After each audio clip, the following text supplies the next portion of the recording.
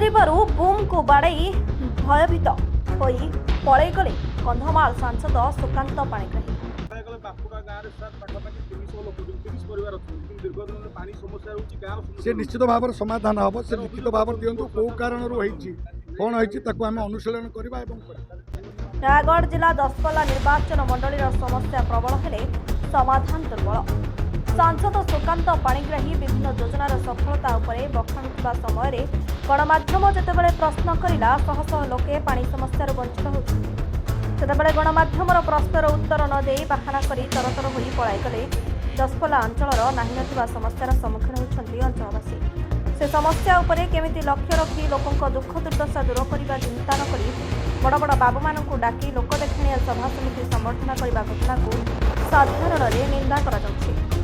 रायगढ़ जिला दशपल्लारू Pratap Behera report times India.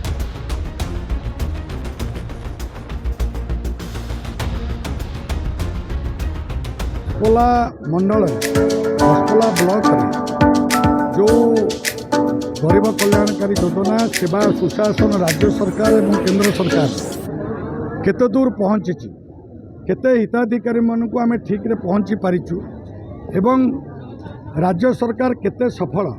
ता विषय ये सकारात्मक आलोचना होती। माननीय वीडियो महाशय विभिन्न योजनार अवतारणा करछन्ति एवं विभिन्न हिताधिकारी को मध्य आज इटे पट्टा भूमिहीन को पट्टा ठू आरंभ करी विभिन्न मोबाइल ठू आरंभ करी आमर एसएचजी ग्रुप माँ मान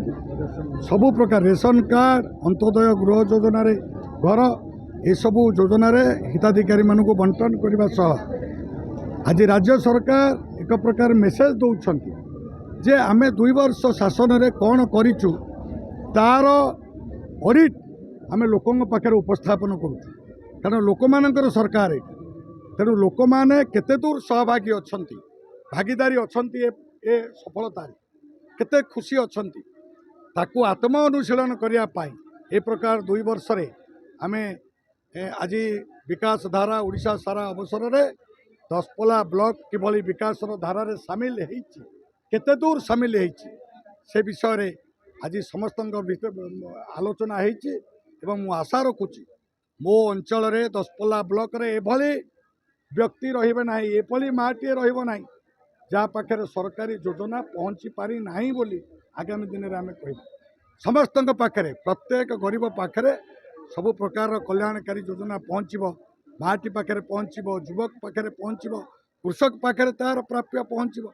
पीएम किसान ठू आरंभ करी धान 3100 टंकार किणवा पर्यंत सबु प्रकार बेनिफिट जहाँ सरकार दौरान मो अंचल गरीब चाषी ठू महिला ठू युवक ठू समस्त किभली उपकृत हेबे सेइथिपाई निश्चित भाव में आज कार्यक्रम गोटे आगक आमको दिशा निर्देश करुच्ची आम आगक बढ़िया दशपल्ला अंचल को विकास धारा रे सामिल निश्चित भाव में योजना पर योजना चली जमी यूजी रु पीजी पर्यंत मागणा शिक्षा कथा घोषणा कले बापुरा गाँव में सर पाखापाखि 300 लोक 30 परिवार अच्छे दीर्घ दिन पानी समस्या होगी से निश्चित भाव में समाधान हम से लिखित भाव दिंतु कौ कारण कौन होमें अनुशीलन करवा।